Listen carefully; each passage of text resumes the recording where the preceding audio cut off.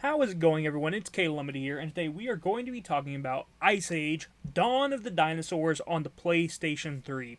And to be honest with you, I'm not sure if I've ever even seen the movie for this game. You know, as I was playing it, I saw bits and pieces of it, but I couldn't really tell if I was actually remembering it from the movie itself or just the trailers from back when it first came out. So, I'm not super familiar with the movie. However, I gotta say, the game is really, really good. I was actually surprised about how good this game is.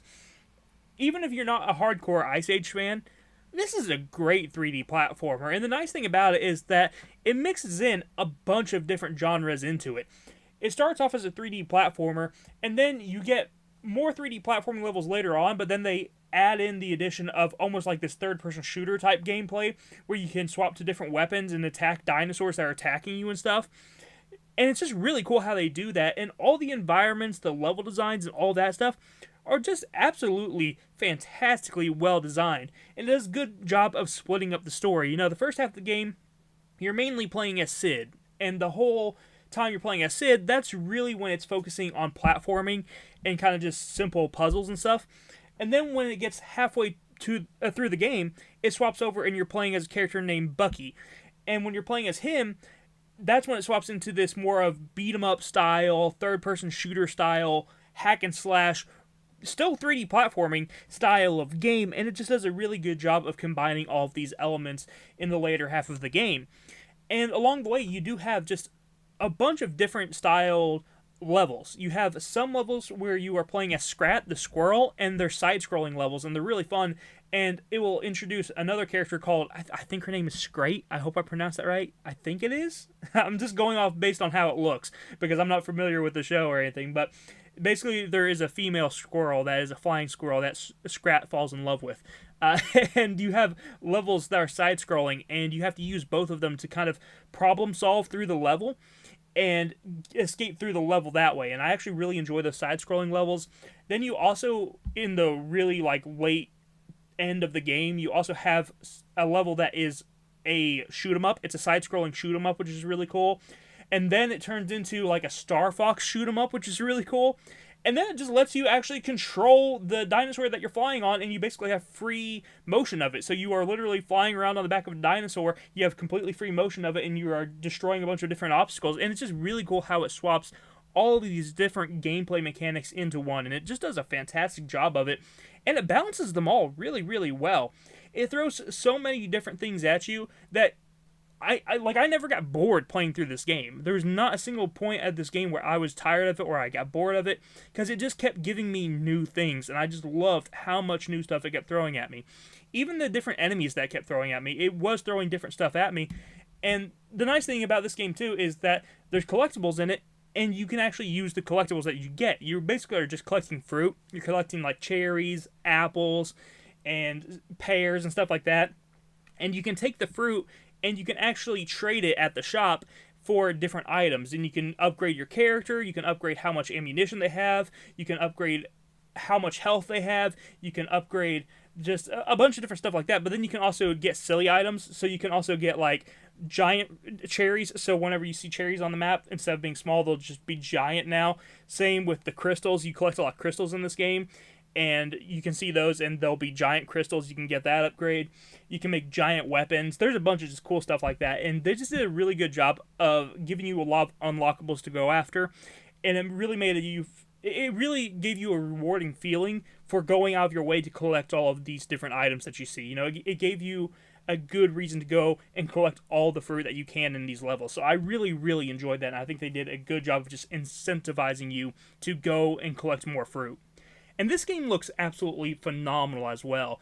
They did a good job of just capturing the Ice Age animation style in this. And the cool thing about it is, I believe this is the first HD Ice Age game. And they just did a really good job of putting an Ice Age game into HD. It just looks really good. They captured the feel of it. They captured the look of it. And I think that they did great with all that stuff. The music in this game is actually noticeable, and it's actually pretty good. The gameplay is very fluid, very nice. I will say there's some frame rate issues in it, nothing too major, but every now and then you will notice some frame rate drops. So that is something that I do want to throw out there, but it's never anything that ruined the game for me. It didn't ruin the game at all. The experience still felt really, really good overall. The level design is great. The first beginning of this game, you start off in kind of like snow areas, and it gives you your regular platforming levels, and then there's one level where you're like riding on top of a snowball and you're basically trying to get to the end of the level like that. Again, just more different genres that keeps throwing at you, and I love that stuff. But all of the levels look great, and then as you get to the second half of the game, it swaps from the snow levels to this more tropical look, and I just think it did a really good job just with the areas and the set pieces. I think this game just looks great like that. So they did a fantastic job just nailing the level design on this game and the graphics with that. This game is not incredibly long. I think it took me about 4 hours to complete, so that would probably be like the only thing I'd be a little bit down on. However, I will say it's always better, in my opinion, for me to want more than for a game to overstay its welcome. I would rather beat a game and want more from the game than to quit a game halfway through because it's just dragging on and it's never ending. So I'm okay with the length of it, but I know some people will probably want a longer game. There are some really cool boss fights in this game, and I will say I really, really enjoyed the final boss fight. The final boss fight is pretty awesome. You have two gigantic dinosaurs fighting in the middle of this like arena. Basically, you're like in a cave, and there's just this gigantic platform in the center of this cave, and you're running around the platform as Bucky, and you are trying to basically help this T-Rex take down this other dinosaur, and it's just really cool. I thought it was a really epic final boss fight, and I really enjoyed it. And there's a few other boss fights throughout this game that are just really well designed, and I really enjoyed all of those. Now, this game you can usually find anywhere between 10 and 20 bucks, so it's still not too badly priced in my opinion. I think that's still a pretty fair price for it, especially because in my opinion, this is pretty much a hidden gem. This is a really, really fun game, a really great 3D platformer that mixes in a bunch of different genres, and it mixes them in so seamlessly and so well.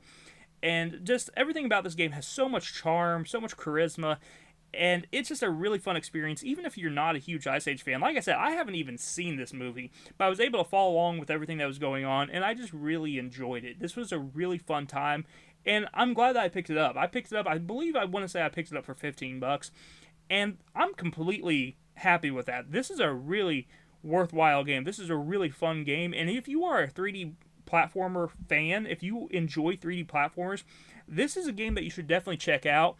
I've never really heard anyone talk about it before, but I think more people should talk about it. Some of these movie games, they are just surprisingly good. In fact, I know that a lot of movie games have kind of a stigma around them, like, oh no, they're not that good because, they didn't work that hard on them or whatever, but I gotta say, I think I've played more good movie games than I have bad movie games, so just like off the top of my head, thinking of all the movie games I've played some really good movie games, and I'm glad to say that this is definitely one of them. This is a fantastic movie game. This is a fantastic 3D platformer that you should definitely add to your collection if you are a fan of those type of games. So go check it out. It's definitely worth it. I consider it a hidden gem, and it's something that you should have in your collection, especially if you're after PlayStation 3 games.